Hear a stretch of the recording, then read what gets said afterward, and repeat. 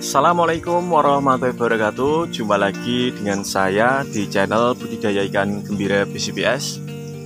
Dalam video kali ini saya akan memberikan tips buat teman-teman ya yang sedang belajar dalam pembenihan ikan lele ya. Tips yang saya akan berikan ini semoga bermanfaat buat teman-teman ya.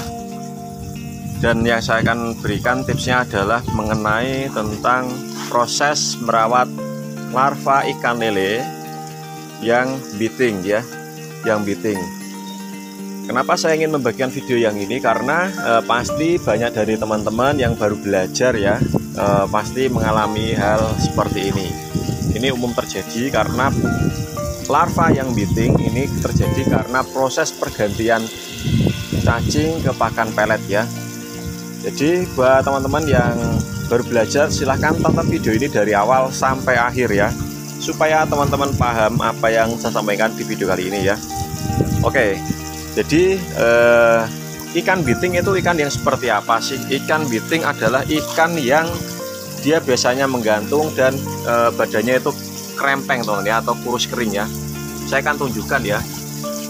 Jadi kurang lebihnya itu seperti ini teman ya. Ini ada satu atau dua ya, ini ya. Ini saya ambil. Sorry nggak tangkap ya, karena susah. Pokoknya dia berbeda dengan larva atau bibit pada umumnya ya, yang biasanya agak gemukan dikit lah ya. Kalau bibit itu kan nggak kelihatan. Jadi caranya gimana sih supaya ikan kita itu tidak biting? Coba teman-teman perhatikan hal yang saya sebutkan ini dan coba perbaiki jika teman-teman mengalami hal yang saya sebutkan ya. Yang pertama, proses dalam pergantian pakan cacing sutra ke pakan pelet ya. Teman-teman biasa melakukan pergantian pakan cacing ke pelet itu di usia berapa? Coba teman-teman tulis di kolom komentar ya. Dan jika teman-teman berhenti di usia 7, 8 ya, maka saya sarankan buat teman-teman yang memang baru belajar ya, saya sarankan buat teman-teman berhenti cacing sutra itu di usia 12 hari ya.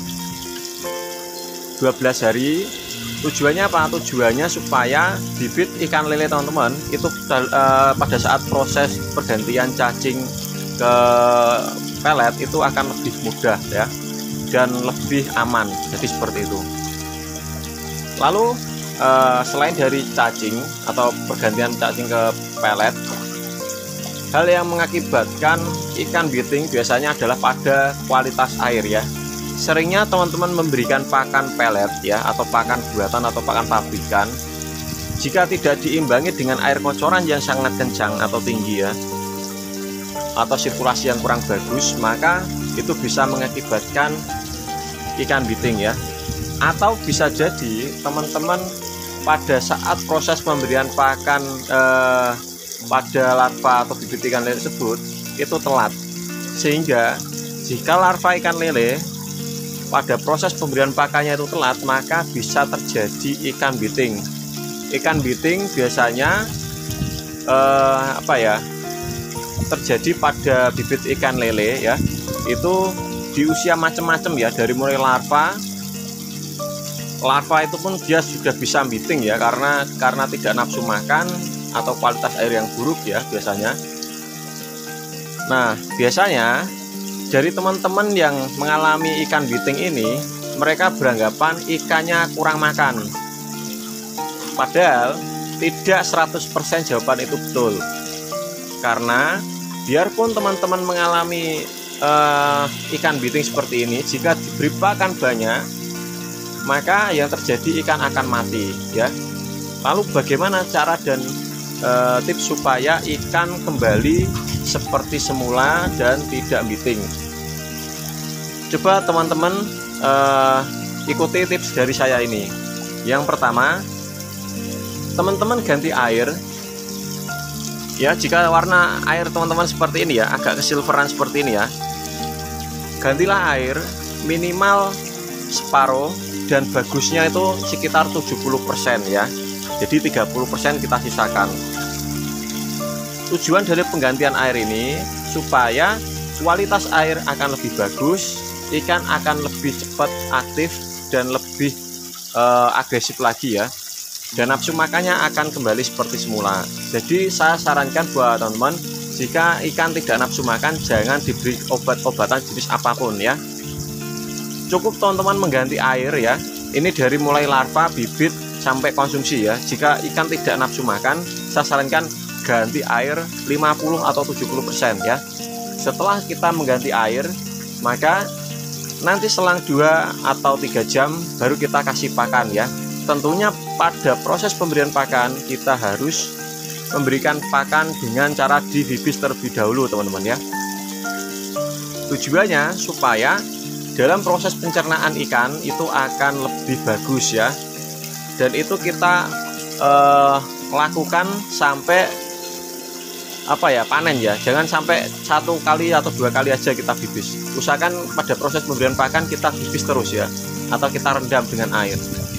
Lalu kalau memang pakannya itu sisa, kita tutup supaya tidak dikerumunin lalat ya. Kita tutup dan kita kasihkan pada ikan lele nanti setelah waktu jam makan lagi ya, kalau memang sisa ya. Nah, itu cara yang saya sebutkan adalah cara yang pertama ya, kita ganti air ya. Lalu setelah kita melakukan penggantian air tapi ikan masih tetap seperti itu, coba kita analisa lagi, apakah air dalam kolam tersebut itu masih keruh atau tidak ya. Kalau masih keruh, coba teman-teman mungkin ya, karena sistem kolam ini kan berbeda-beda ya. Kadang itu masih ada amonia yang dalam kolam tersebut itu berada di endapan ya. Jadi usahakan kita buang bagian amoniaknya, atau kita buang bagian kotoran-kotoran yang ada di dasarnya ya. Atau kita kurangi lagi sambil kita isi ya.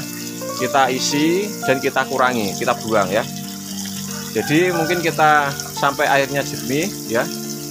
Tapi untuk proses ini jangan sampai teman-teman memberikan tekanan air dengan kita gelondorkan sampai membuat arus ya, jangan ya, karena itu bisa mengakibatkan ikan biting semakin parah ya, karena tidak ada energi, dia dipaksa berenang, akhirnya yang lain ikut biting semua.